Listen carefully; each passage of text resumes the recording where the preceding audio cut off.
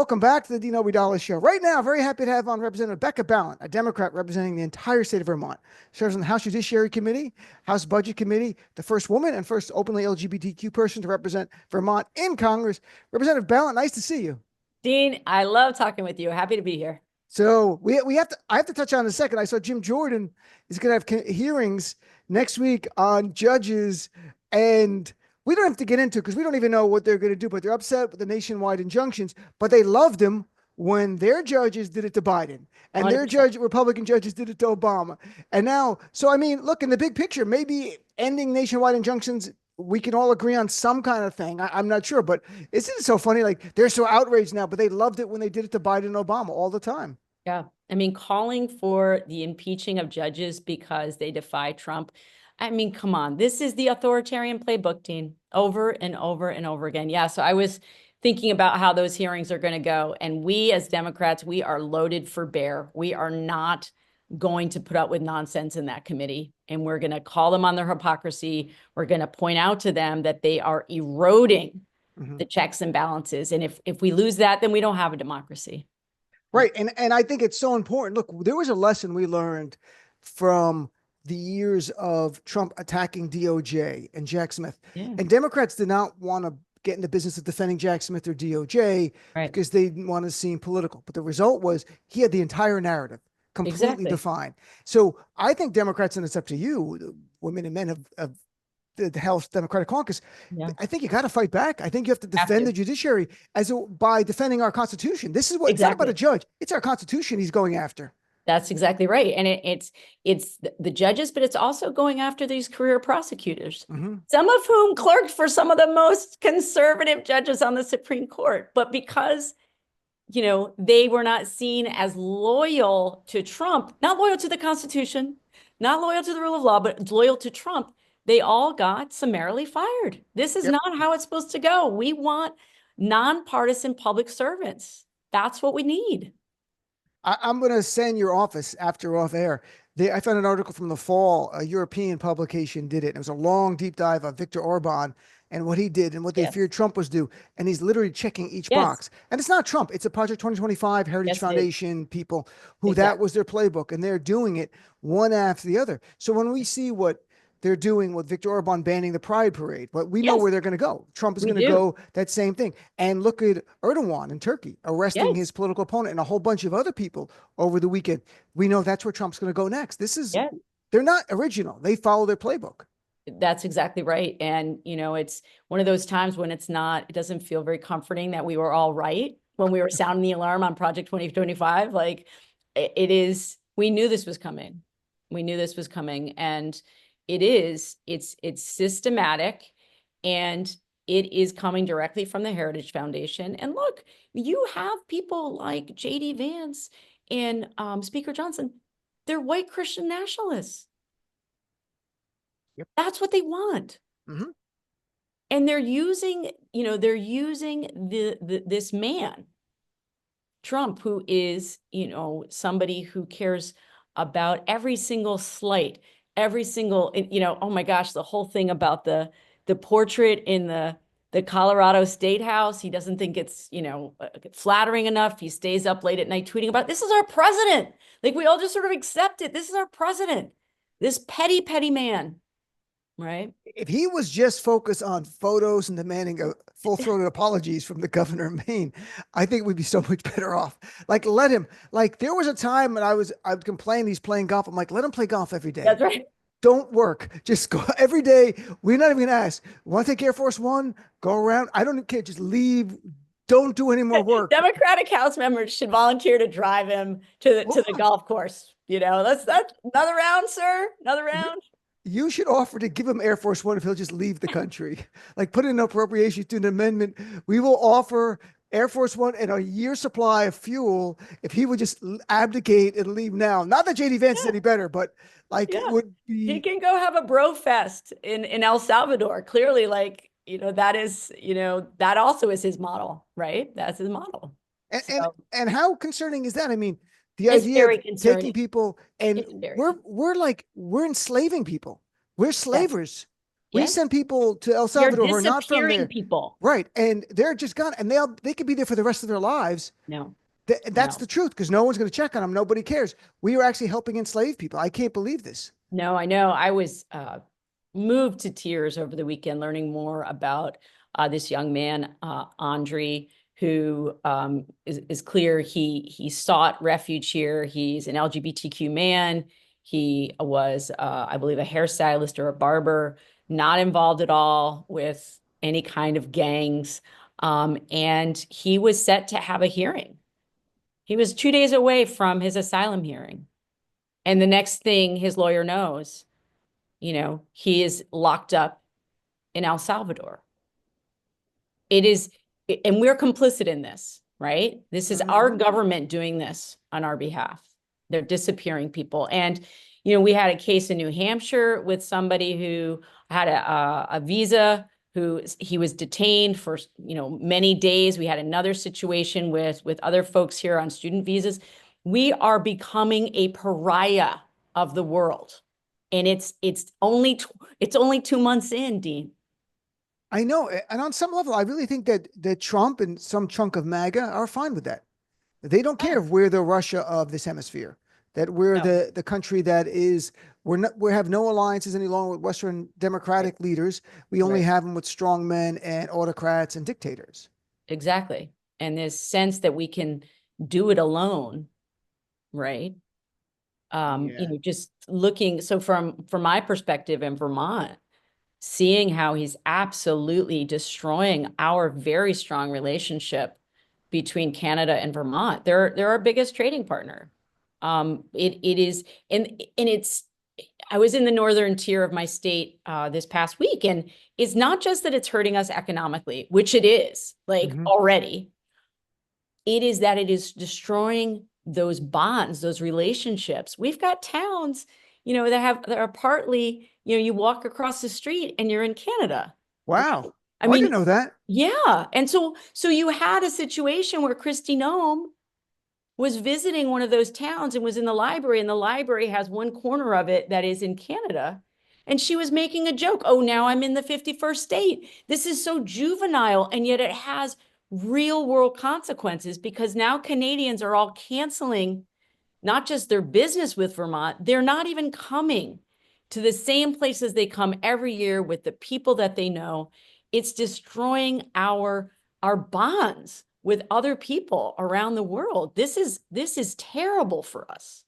I played a clip last week, and again earlier on my show, the Canadian member of Parliament Charlie Agnes, who was saying, "Continue boycotting America, continue boycotting their goods," Yes, and look at the odd thing that the Liberal Party was not doing well in polling; they were down by 20 I saw points, that. and Yeah. now Mark Carney, the new Prime Minister, first Trudeau, not Carney, is really taking the fight to Trump, and they're dead even with the Conservatives now, and the momentum's on their side, which is why they call for a snap Yes, election I yesterday. saw that. So Yeah. this odd thing that Trump is uniting the opposition of progressives or people who are just pro democracy. There's even Yes. a more liberal party than the liberal party over there. I think it's NDP.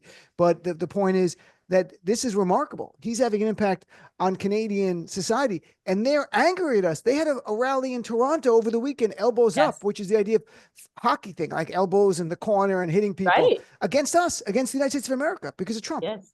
Yes. And you've got this fallacy that somehow Republicans and the Trump administration can be trusted on national security. They are compromising our national security with every day that goes by. And I'm sure you saw the story about the text chain that, a reporter from the Atlantic got invited to with Rubio, with Hegseth, folks from Tulsi Gabbard's office, all the folks in national security. They didn't even know he was on the text chain. JD Vance, the vice president JD of the United States of Vance America, is on this. discussing not sort of general plans, but specific plans, the weapons, the tactics, the sites, the timing. They didn't even know he was on there because they're using a commercial messaging app. These people Signal. are a bunch of amateurs and they're putting Yeah, all of us at risk. the national security advisor, Mike Waltz, is the one I read the Jeffrey Goldberg, that's the Atlantic editor, who Yeah. was brought into it. and he said he was invited to join us by Mike Waltz. So he didn't sneak in. He's invited, and Exactly. he's a reporter. He's just watching, and he's taking screen grabs. He can't believe what he's seeing. They've shared some, and it's very odd. I've got to be honest, because Trump said a short time ago, and I know you're busy in the halls of Congress. He was asked about it, and he said, "I don't know anything about it. You're telling me this for the first time," which is his go-to answer a lot.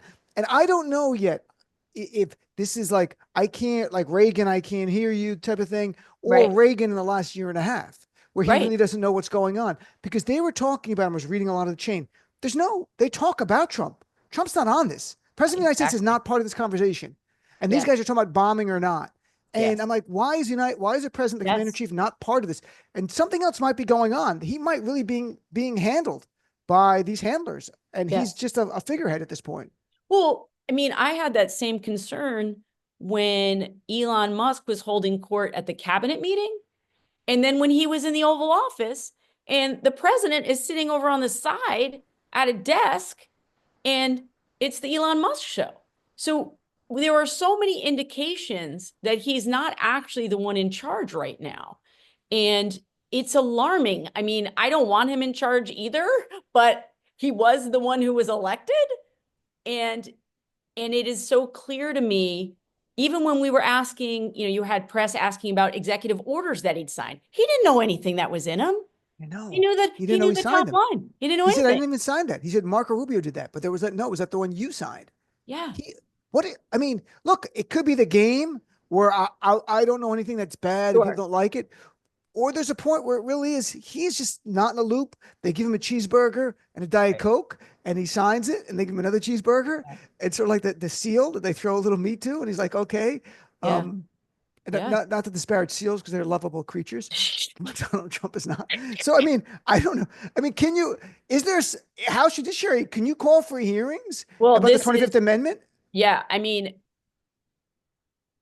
yes. And Republicans on the Armed Services Committee and on the Intelligence Committee need to be demanding hearings and hauling those people in to answer the question, how could this have happened?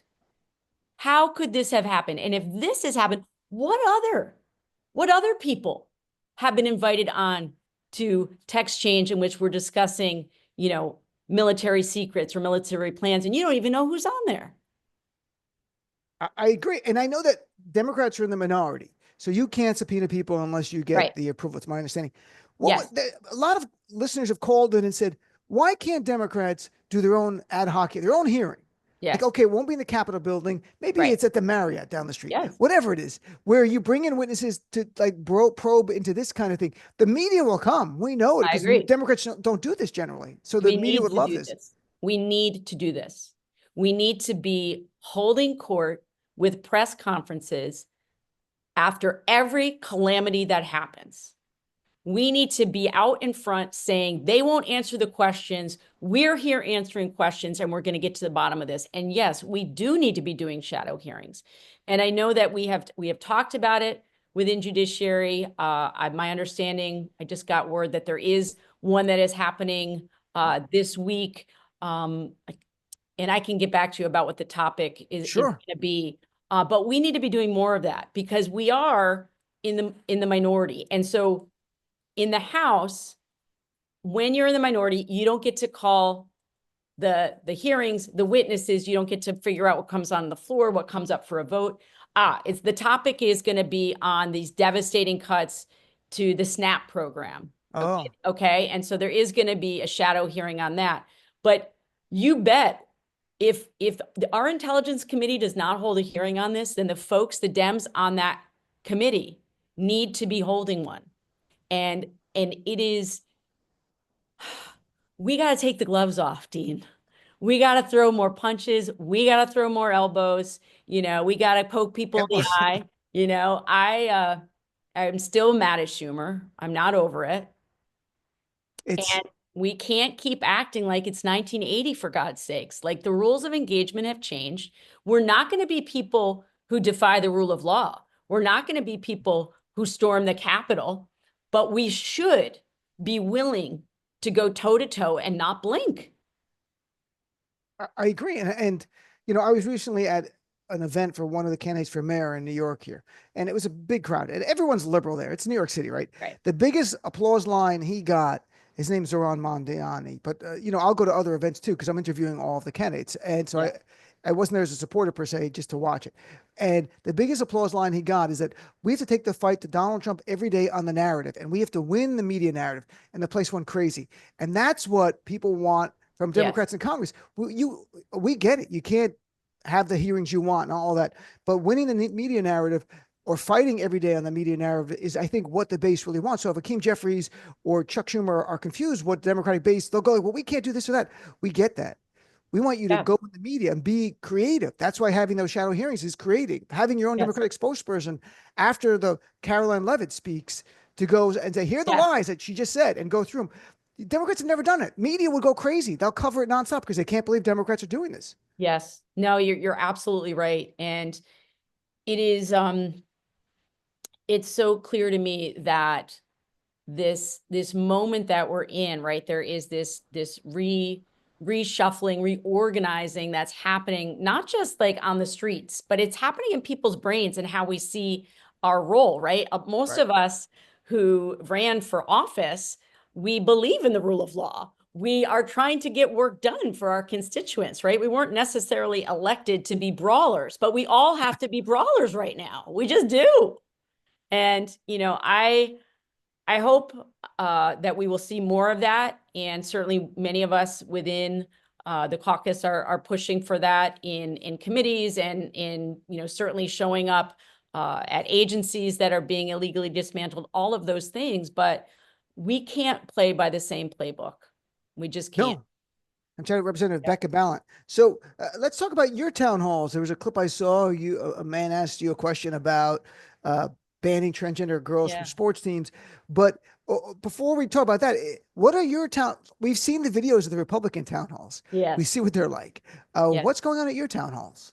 So they've been packed. We've been doing them in these little towns in Vermont. We made a commitment to go to towns that Trump had won in Oh, Vermont. And both these towns that we went to for town halls so far, we also did a massive teletown hall. We're going to be doing more of those things. But we had actually, we did three because we did a impromptu one at another town last week. And so they've been extremely well attended. And these rural towns are just so grateful that I'm showing up. Even if wow. they don't agree with me, on everything, they're grateful I'm there to answer the questions. And it's so important for us to be able to show up and answer questions face to face, hear what's on people's minds. People are outraged about Elon Musk. They want him out of the picture. They don't want him messing around with our personal private information. They don't want him messing with Social Security, Medicare, Medicaid, SNAP. They don't want him in that. Right. They feel really strongly he was not elected and he has power that he shouldn't have. They are deeply concerned that Donald Trump ran on a populist message and he's not doing anything about that right now. He is not trying to lower costs. He is not trying to cap the prices of prescription drugs or make sure that the interest rates on credit cards are capped. He's not doing any of that. All of those things, all those promises, as if he were Oprah, like making promises, giving gifts. Right. Nothing's happening with that. People see it. A lot of people in Vermont angry about cuts to the VA. They feel like there are so many areas in government that you could be trimming. We should not be doing it on the backs of our veterans. Absolutely agree. Also shouldn't be doing it on the backs of our children in schools, And it was an interesting clip that my team posted. Mm-hmm. So I just want to give you sort of what was happening in the minutes before this man asked the question. So clearly, a sort of implied in his line of questioning, certainly I think supportive of the president. Okay. And he was a local elected official. And he spent many minutes talking about sort of what dire straits his county is in and his town, right? Because it is one of the most impoverished regions of Oh, Vermont and they have struggles, which is why I'm there, which is why, I'm showing up. So he lays out all of the challenges. And then his one question is on trans people. His one question, he could have asked me, what are you doing to make sure that those, community funding dollars actually come to us? Right. We need them. What are you going to do to make sure that Medicaid doesn't disappear and our rural hospital, making sure that doesn't close? But no, he talked to me about a clearly, cultural political issue that day in and day out does not impact anyone Right. in that hall.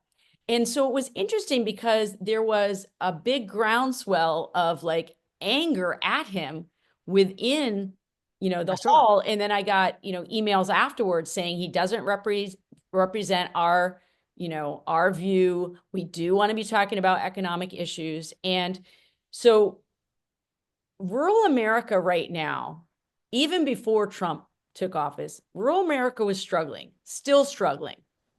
And I just continue to say to people, I don't care at this point who you voted for. I am looking forward, and I'm the only rep you get. Right. I'm it. You have the whole So state. let's have a conversation.